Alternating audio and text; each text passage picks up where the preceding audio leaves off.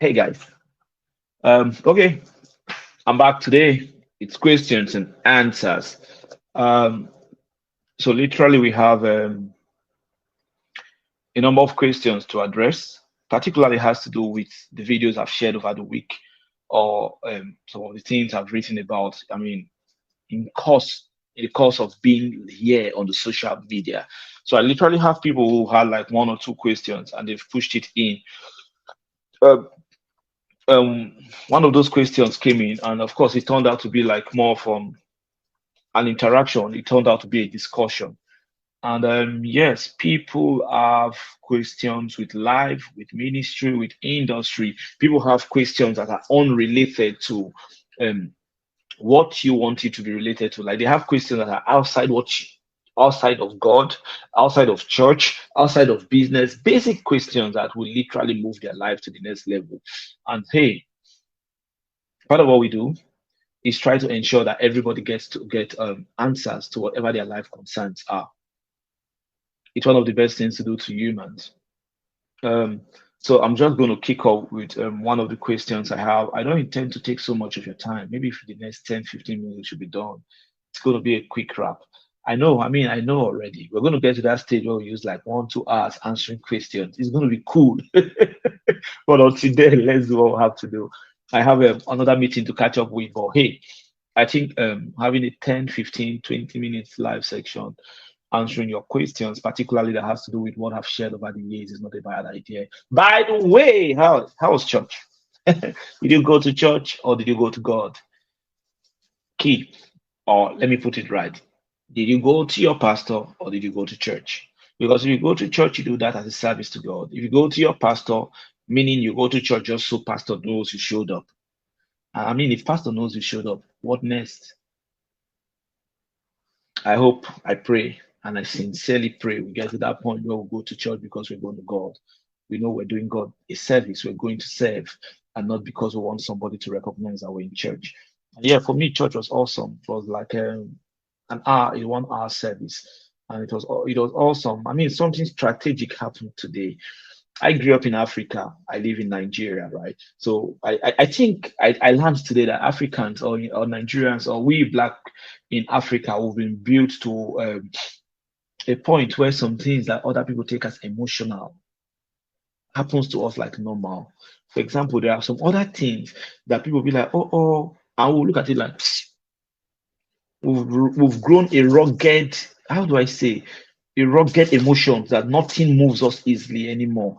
You know, that's why you find nurses who just show up and say, that one is dead. He died last night. No emotion. They've gotten so used to people dying every now and then that death sounds to be normal. So the pastor showed up today and apologized. He was resigning from being a pastor. The reason is simple. I think he lost a loved one, and he has been serving in this particular church for the last 7.5 years. And I don't think he has ever gone home to see his folks. You know, apart from the immediate family who live here in this city with him. And then he lost someone, I think, which the church is always aware because they've been praying. And then he tendered his resignation and he was crying and telling the church that, look, I'm not leaving you guys out of my life, but I think at this point I need a break. I need to focus on my family. And literally, people were crying. And I was looking at him like, man, it's okay to resign now. Kill a big deal. Kill a big deal. How did they say it? What be the big deal? But I realized that, man, these guys have these emotions attached to almost everything, to the friendship they've built, to the people who have been in their lives, to how much you've led them, to man. Then I was thinking, why am I not moved? It just dawned on me that I'm an African guy, man. I grew up in Africa where many of these things don't matter. Where you fight with your family and you don't talk for 1 year, it doesn't matter. Is it a good thing? No, it's not a good thing. I think we should make our time to be more human, be more human. Sympathy, empathy, feel, have pity for people when there's a need for it. Feel when people feel what they feel it with them. I'm hoping to get better at that, but I mean, my wife, my immediate family, they suffer almost the same thing with me. I mean, I grew up in an environment where you have to develop thick skin. If you don't have those thick skin, things get thickened through you, you know. And that's how I lived all my life with thick skin. Odeshi, like we call it, nothing penetrates. It's difficult to find that part of me where you think you win by getting me hot. Man, it's difficult. But part of human nature is that you feel hot at times. Sometimes you need to cry, sometimes you laugh, sometimes you're happy. Don't get this message wrong. I'm just saying, like, it dawned on me today in church that, oh wow, people actually feel this way for their people. And part of the world where I come from, or more. I mean, I was telling a friend some weeks ago here, right? Like, I lost my dad, and then two of my friends called me and like, you don't kill your father again. And we laughed. And that's how it ended there. No beef, no dirty. You don't try that in this part of the world. Or more police will carry you. Back to the questions. So I have these questions that came from a dear friend, a very, very dear friend. And she's been online, she's been following me for around 6, 7 years now. And on the last video I did about calling things forth. I think I talked about prayers and getting results. That was the second to last video. That was on Wednesday. So she sent me the message, and in that message she was trying to talk about she grabbing this thing, but yeah, she's married to a different man now, and that man doesn't have the same foundation with religion, church, with God, with faith, with belief, where she grew up from. So she was asking this question, and the question is simple. Okay, no, we started the conversation with saying she doesn't want to get to that point where she begins to get into debt. So she's learning to trust God for resources. Yes, salary is there, but salary really can't do so much for you. Allowances come, they also can't do so much. They can't afford the kind of good life you're looking out for. Right. So she reached out. We started talking about the finances, and part of her concern is she comes from a home where her parents her dad particularly lived from hand to mouth, borrowing money here and there. They never got to experience that good life. At this point, I said, look, you need to have a financial culture. You need to know what matters most. You need to know where money should go to. I can categorically say this because I come from almost the same kind of background. Why it didn't tell so much on us was because Popsy or my dad, like my dad, took basic control of resources for the house. Whatever comes in, he pushes that of the house out first before squandering the rest. So before he squanders anything, we'll be taking care of school fees, money, whatever we need to do has been taken care of. So that was fine. But then I realized that I didn't want to go into that life where I have to depend on salary to come before I could afford the list of things. What are the models? Find a financial planner. Know how much you get, know how you spend money. At all costs, have a savings. It's actually easier to trust God to supply when you know you have small money somewhere you can use to eat first to think of thinking. You get my point? Have a financial plan, have savings, allow God do what he has to do. But that little he has put in your hand, be accountable, be responsible for it. So the conversation went from that, and part of what she's trying to avoid in her marriage is going to that point where the husband will now have to be calling for urgent 5K, urgent 10K. Yeah, there are friends here and there to give. That's one of the things I had to learn how to cut off in the last 2 years of my life. I made up my mind I was never going to pick my phone to call anybody for help,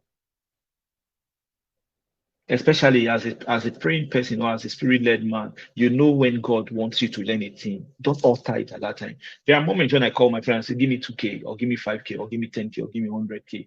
There are those moments, right? I won't lie to you. But there are times when I know that this particular one I'm not asking because I need to learn that lesson. I need to break through. And many times I've broken out of those realms. So this is where the questions concerns every one of you. He said, my husband is Yoruba, and men with a bit of ego, how he will need to he will need to be friends with your person, which is me, to begin to want you to talk to him about his finances and how the spiritual thing will work for marketplace and life. So this is a case of life and industry, not ministry. They don't run the ministry. They're talking about their work life and they're talking about their personal life. And my answers are easy. I've learned that if you find people who have results or people who have that thing you want to learn, don't do shakara to learn. Learn. Humble yourself and learn. You have no ego, you have no pride. There's nothing you get to lose learning from people who are already on the path you're trying to be on. I learned that a long time ago, and it has helped me. I think I must have done articles on those things 6, 7, 8 years ago, where I said, look, if I find a 2-year-old that knows something I want to know, I make out time to learn. The pride no carry me go anywhere. So if you have ego and you feel like, okay, I can't learn from this guy, what does he have to offer? Man, look at his result. Does he have something that triggers you? Learn.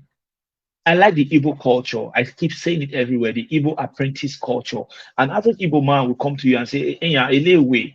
Show me the way. How far? How you dey do am? Before they even begin to think you do blood money or you do one ritual, it is when you tell them and say, "Oh, okay, this one, this is how we do." But Omo, you must belong to something. Now they know that they must belong to something. They opt out or they opt in. I like that system. That before an average Igbo man condemns the progress you're making, he tries to come close to learn. It's in the process of learning he realizes that, man, there's nothing to learn from this guy. You know, blood everywhere, on a sacrifices, on a ritual. Then he finds his way. You get my point. So I like that culture very well. I like the way Bishop Oyedepo puts it. He said, if you find a man who is making progress, there's nothing wrong in attaching yourself. My pastor, Rena Davis, says there's nothing actually wrong in copying something good. If you attach yourself to a system that is working, your system will begin to work over time. If you think, okay, this guy is progressing because he buried 3, 4, 5 cows somewhere, okay, bury 10 times of what he has buried now, get the same progress, even by burying cow. It's high time we kept those kind of thinking behind and move on with progress that people are making. Does the Holy Spirit teach you things? Yes, the Holy Spirit shows up, teaches you what to do. But the do itself, you have to put those work down. For example, the Holy Spirit will give you an instruction and say, go left, go right. The Holy Spirit is not the one going left. You have to go left and go right. Okay, so my friend talks about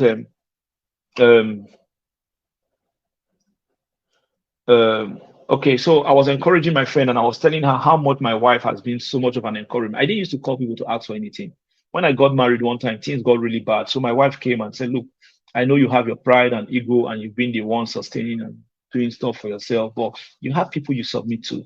You send your seeds to these people, you buy them gifts, you reach out to them, you attend their event, you put your contribution to the lives of these people. Reach out to them and tell them you're having a hard time. This how, man, you need to see me that day. I almost sent her back to her house, but man, we just got married for a week.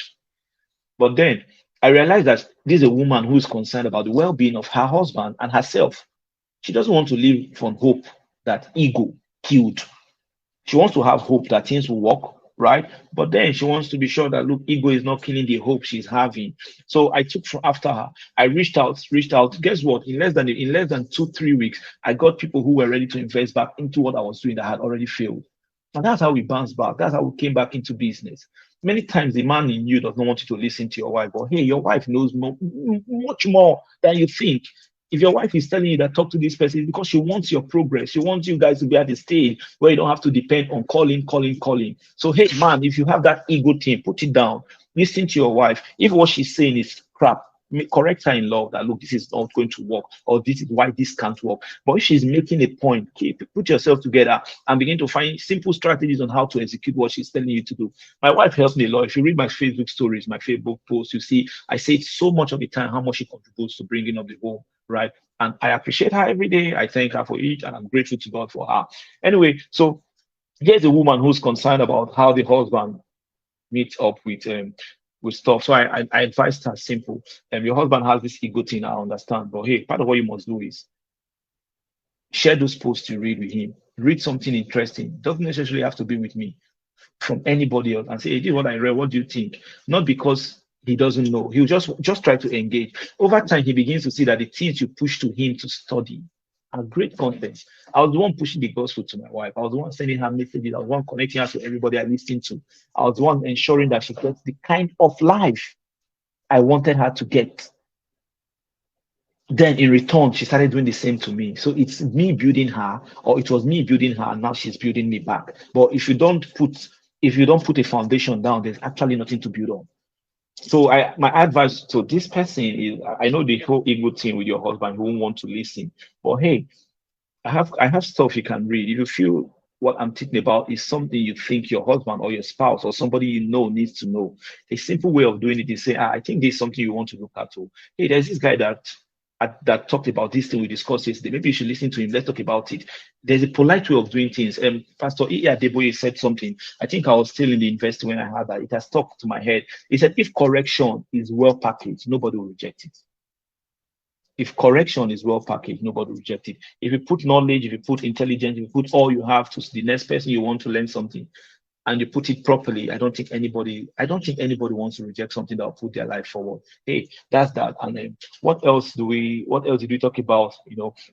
Okay, of course. I think that's basically what it's built around. That's the first question. Having a spouse who has ego, a male spouse who has ego and would not want to listen, or who thinks, and who the hell is Koba? Who the hell is John? Who the hell is Emeka? Who the hell is Jane? Who the hell is who to listen to? Man, you have to learn how to help him take his ego down without touching his ego. Because you see that ego thing, it was there for a reason.